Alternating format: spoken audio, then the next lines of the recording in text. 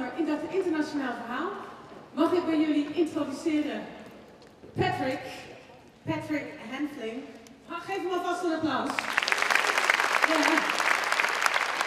Okay, you were born in New Zealand, living in Manchester, Yep. Great Britain. Yep. What's your favorite sport? Cycling. Cycling. Yep. Do you do it in mountains or a flat country then? Hilly and flat, and it's all over the show in Manchester. It's quite good for the cycling. It's good for the cycling. Yeah. Okay. In Manchester you are a program coordinator. Oh, I never know what that means. It's something with a value older people. Valuing older people team, yes. It I'm sounds really like selling sort it. of a task force. Like. Kind of is. I'll It is. explain it all in the next 15 minutes. Okay. I'll leave you in his capable hands. Thank you very much. My first green to go. Excellent. Well, thank you very much for inviting me to speak.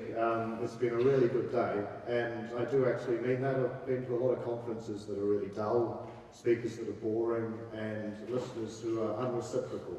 So I think I'd like to say thank you to the speakers before me, the people who organised this day, and to yourselves to be obviously being so open-minded to things, to listen and be enthusiastic. What happened earlier? The naked dude singing, what was it about? Is it a culture? People ask me when I speak other places, what do you take back from the culture? I'm going to take back. Can someone, is that what you do each evening?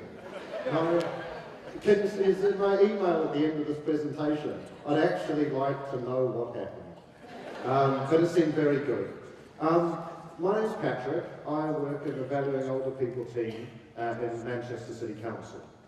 Our job is to try to, well, I've got it up there, to improve the quality of life for older people living in Manchester, to make the city more inclusive for older people, and to try to make the city a better place to grow older. And as part of this, we're in the age-friendly city program of the World Health Organization. And as I understand at the end of today, you guys have a chance to sign up to your own local, and in local I mean Dutch, network of age-friendly cities. I really do believe that you should take up that opportunity, and we're going to do that. And I feel it's something that today in society, the things that we face, it's pressing. And I think that you guys have the kind of mindset, and I think the enthusiasm to take such a network forward in a really, really exciting way. So I'd encourage you to sign and pledge to be part of that network, because we in Manchester would like to be part of it. I'd just like to describe a bit about the programme, so people here might want to take things, take ideas, take inspiration, ignore things, and relate it back to the things you've heard, which have been more around a sports programme. Does everyone know all about ageing in the world? There's a lot more older people, and there's a lot more older people living in cities. And that's a picture of São Paulo up there in Brazil. It's not Manchester, but I'm not sure I'd want to live there. And one of the things we've often thought about in Manchester is if we're all moving into cities and we're growing older in cities, are they a good place to live in for older people? Are they a good place to grow older in? Do we just assume that it is? Or do we understand our cities and do we understand older people who live in areas and think, what are their needs? What are their aspirations? That's a quote there. Can everyone see that? It's pretty sad, really. And what we've, that's what I'd like, I'm always a bit unsure whether or not I should start with that. But it kind of paints a bleak picture of growing older in Manchester. And that's one of the things we've got to overcome. Living in a city isn't always lovely for older people in Manchester. And I don't know about Dutch cities, but I think that's the first point to make. I think you've got to understand what is it like to live in cities in Holland as an older person, and for you guys as you grow older in your own country. Is it the place for you? We try to advocate and promote the needs of older people in a local authority that often doesn't want to necessarily hear that. If you drove through Manchester, you'd see billboards of younger people, dinkies, double income, no kids, young people doing things, children, middle-aged types like me, but you seldom see images of older people. In many ways, in Manchester, older people are invisible. which is quite amazing considering the percentage of the population that they make up. We sit in the local authority and we sit in Public Health Manchester. And up there, I've listed 3 types of strategies or approaches to looking at ageing in cities. The medical and care model is often the style that people look at. Older people as a drain on society, a problem, looking at a medical model of older people frail and infirm. They obviously missed the skit earlier. And they don't look at older people from the side of citizenship, as residents, as people who've contributed to society and are contributing to society, that are an integral part of our history, our past, our present and our future. And I think if you look at our work in the Valuing Older People team and the Age Friendly Manchester programme, we're all about creating a citizenship approach to this kind of work. That's the picture of my son there in Valencia, lovely city, if you want to go visit in Spain. And he's illustrating the first point I'd like to make from our work.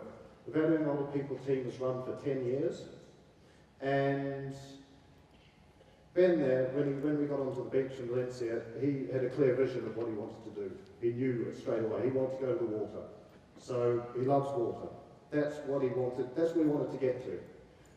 And he's not really bothered how he'd get there. He'd go naked, he'd go barefoot, he'd have shoes, but there's one thing he'd really want with him, and that's Spotty Dog, because he won't go anywhere without his Spotty Dog. Ben illustrates for me the point that's often missed in the work of active ageing, in terms of age-friendly cities. You've got to have a clear vision of what you want to have or get to, and you've got to know what you've got to take with you. Really sit down today from this conference, you might have done it now, and think the people you work with and the communities and the cities, what is it you want to achieve in 5, 10, 15, 20, 50 years, and how are you going to get there, and what do you need? Do you need your Spotty Dog? And if so, is it a Spotty Dog? Or is it something else? And what do you need to get there? Write them down. The Manchester approach to ageing is all about creating a permeable team. Permeable team. It's people from different backgrounds, from architecture, from engineering, to health, to social policy, working together to share ideas.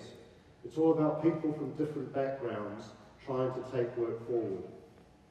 We're all about creating a program which is the alliance of the willing. I don't know if in certain situations you feel like you're knocking your head against a brick wall and you can't make any progress against something. I'd say avoid that. Take it so far and try to work with other people who are like-minded. Maybe the people next to you, you can create some work from that, but work with people that want to work with you and want to work on this agenda. Have a clear communication and vision, and build partnerships and collaborations. Today is a really good opportunity, I would have thought, to build partnerships. Everyone seemed pretty chatty out there. They weren't just eating, sitting in isolation. Work together to look at creating a vision and look at how you can work together to achieve that vision. And I think the idea of creating an age-friendly network of cities is an ideal world where you can pool resources and learn from each other. And that's why we in Manchester would actually like to be part of it, so we can share information, but also learn from you, because I think there's an awful lot we can learn from you. We work with older people.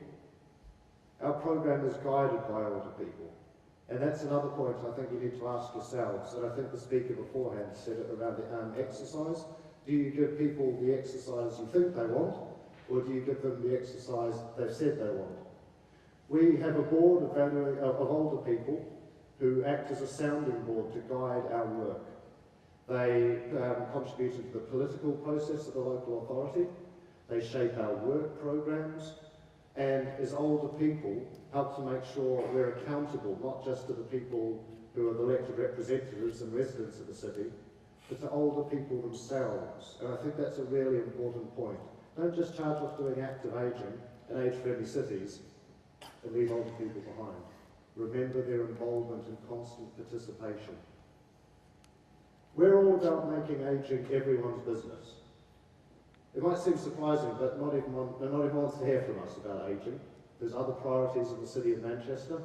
There's if you move to Manchester, your life expectancy from Holland will probably drop for about maybe your life expectancy here is about 80, 81, 82.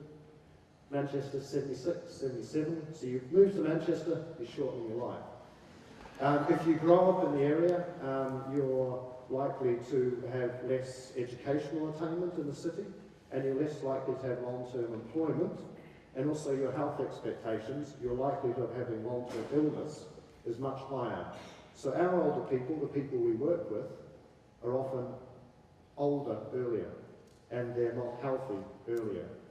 And that's something we've had to learn and understand about our cities, and I don't know if that's the case in Holland, but it's about understanding whether there's neighbourhoods with more deprivation and less deprivation, understanding the local areas, looking at how you respond rather than have a broad brush approach. But we try to bring everyone into what we try to do, and that could involve a number of things. You've seen the Holland's got a reputation of being good for sex. I mean, are good with being relaxed about sex.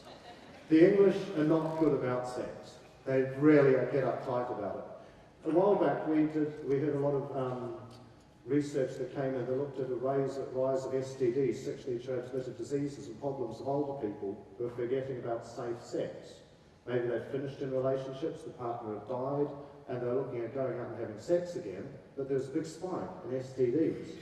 So we worked in the public health arena to create a guide, the over 50s Relationships and Sexual Health Guide. When we put that out, the Daily Mail and other newspapers, they went nuts. Older people don't have sex. Hell, English people don't have sex. But certainly not older people. What's the local authority doing work on this? About older people and sex. They got so angry. But this is what the evidence told us that needed to happen in Manchester and what older people told us. So we worked with older people to create a sex guide. It's the sort of thing sometimes we're making ageing everyone's business. They get really offended. We look at creating things such as the My Generation. We look at clubs having over 50s night instead of just young people's night. They look at different age groups, and over 50s club night at Band on the Wall. So again, about being inclusive in the cultural offer in the city. Over there and out and about in the city, some older people are gay. Again, if you look at Britain and the issues of same-sex marriages, a lot of people can't quite believe that there's some gay folks out there. And if there are, they certainly ain't old. And part of our program was all about a positive images of ageing campaign. We did work on bus shelters, creating calendars, newsletters, radio broadcasts, all about challenging stereotypes and perceptions of ageing, and looking at how people can be more open-minded to older people. You might not have this at all in Holland. If so, you're lucky. But if you do, again, I think we have approaches you might want to borrow and utilise to really challenge this kind of thing. And finally, again, we look at urban design. That inviting piece of urban space up there in the corner is just down the road from me. And a lot of the time in new developments, when seating is done, a lot of the seats are so low, or they're slanted that older people sit down and can't get back up. Or they're sitting on them, you're sliding off, because they look cool, but they're not fit for purpose. So amazingly, we have urban designers and architects who aren't making ageing everyone's business. They're making it certain people's business. And so older people who are being excluded from society, they might go out and exercise, but when they want to sit down, they can't, because they can't sit on it, because they'll slide off, or they can't get back up again. So we're about challenging that kind of approach. I've only got a couple of minutes, so I'll just try to be quick. I think if you're looking at a program of work around active ageing, you need to demonstrate your impact.